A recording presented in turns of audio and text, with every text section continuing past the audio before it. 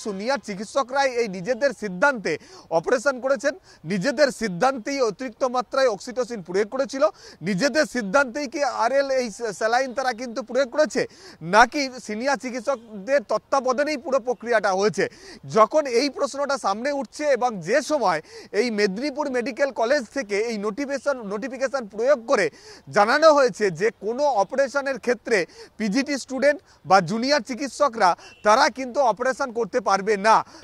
দেখুন, medical college হলো teaching institution, hospital দুরকম হয়, টিচিং আর নন টিচিং। টিচিং হসপিটালগুলোতে সবসময় যারা এমডি এমএস বা যেটা এমসিএ যেটাই পড়তে আসে সেই পাঠ্যক্রমে তাদের এই পড়াশোনার পাশাপাশি হাতে কলমে এই সার্জারিগুলো শিখতে হয়, শেখে তারা অপারেশন করে এবং পুরো অপারেশনটাই দুরকমের ইমার্জেন্সি ওটি, ইলেকটিভ ওটি, সেগুলো স্যার ম্যাডামদের তত্ত্বাবধানে তাদের অ্যাক্টিভ ইন্টারভেনশনে তখন তারা নিজেরাই করেন। আমরা পাশে দাঁড়িয়ে দাঁড়িয়ে দেখতে দেখতে শিখি। যখন মনে হয় আমরা একটু স্কিল হতে শুরু করেছি তখন স্যার ম্যাডাম আমরা পাশে দাঁড়িয়ে অ্যাসিস্ট করেন, আমরা করি। মেদিনীপুর মেডিকেল কলেজ ও হাসপাতালের স্যালাইন কাণ্ডে এক সিসিটিভি ফুটেজ প্রকাশ্যে। সেই সিসিটিভিতে ওটি রুমে সিনিয়র চিকিৎসককে ঢুকতে দেখা গিয়েছে। তিনি কি অস্ত্রোপচার করেছেন নাকি শুধু ওটি টেবিলে ছিলেন? প্রসূতি মৃত্যু কাণ্ডে উঠছে এই প্রশ্ন। চিকিৎসক মহলে যখন এই প্রশ্ন ঘিরে চর্চা তুঙ্গে, তখন মেদিনীপুর মেডিকেল কলেজের তরফে জারি এক বিজ্ঞপ্তি ঘিরে শুরু বিতর্ক। হাসপাতালের তরফে জারি করা বিজ্ঞপ্তিতে বলা, পিজিটি বা জুনিয়র চিকিৎসকদের অস্ত্রোপচারে নিষেধাজ্ঞা। এবার থেকে কোনো পিজিটি ডাক্তারি পড়ুয়া বা জুনিয়র চিকিৎসকরা নিজেরা অস্ত্রোপচার করতে পারবেন না। এই নিষেধাজ্ঞা উপেক্ষা করে কোনো পিজিটি ডাক্তারি পড়ুয়া বা জুনিয়র চিকিৎসক স্বাধীন অস্ত্রোপচারে যুক্ত থাকে তাহলে তাদের বিরুদ্ধে কড়া পদক্ষেপ নেওয়া হবে এবং শাস্তিযোগ্য অপরাধ বলে গণ্য হবে। মেদিনীপুর মেডিকেল কলেজের এই বিজ্ঞপ্তিতে চিকিৎসক মহলে বেড়েছে বিতর্ক।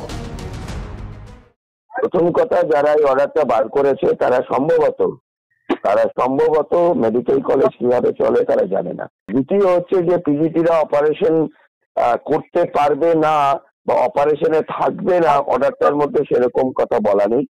যেটা বলা হয়েছে যে পিজিটিরা নিজেরা ইন্ডিপেন্ডেন্টলি অপারেশন করবে না। একজন জুনিয়র ডাক্তার, সেটা পিজিটি হতে পারে বা হাউস স্টাফ ইন্টার্ন হতে পারে, ইন্ডিপেন্ডেন্টলি কোনো অপারেশন তাদের করার কথা নয়। কর্মকাণ্ড পরিচালনা হয় ন্যাশনাল মেডিকেল কমিশনের গাইডলাইন্স মেনে। কোন ব্যক্তি নির্দিষ্ট কলেজ আলাদা করে সেই গাইডলাইন্সের বাইরে বেরিয়ে কোনো নির্দেশিকা জারি করতে পারেন বলে আমার মনে হয় না। এদিকে চিকিৎসক মহলে মেদিনীপুর মেডিকেল কলেজের এই বিজ্ঞপ্তি থেকে উঠছে একাধিক প্রশ্ন। তাহলে কি সেদিন এই 3 প্রসূতির অপারেশনে যুক্ত ছিলেন জুনিয়র চিকিৎসকরা? অপারেশনে কোনো ত্রুটি ছিল?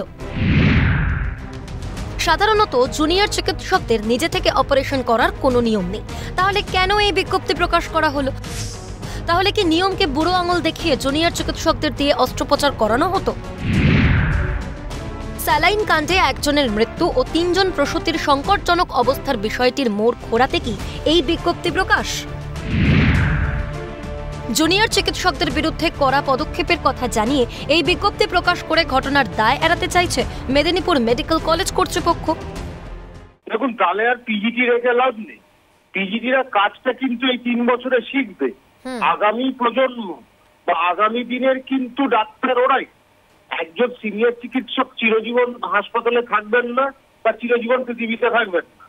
আসলে যে এই যে একটা নোটিশ বের করা হয়েছে, বলা হচ্ছে যে পিজিটিরা নাকি কোনো চিকিৎসা করতে পারবে না। আসলে যেটা হওয়া উচিত আইনত, যে একা করতে পারবেন, ইন্ডিপেন্ডেন্টলি করতে পারবেন, কিন্তু সিনিয়রের সুপারভিশন দরকার।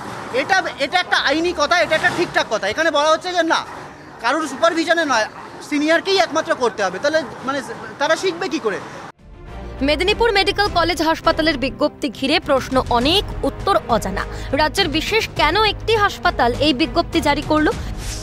যে নিয়ম আগে থেকেই কার্যকর, নতুন বিজ্ঞপ্তিতে শান দিয়ে ফের তাকে চর্চিত করার পিছনে কি কৌশল? ক্যামেরায় সঞ্জীব চক্রবর্তীর সঙ্গে মফিজুল ইসলাম, বিক্রান্ত রায়ের রিপোর্ট, ক্যালকাটা নিউজ।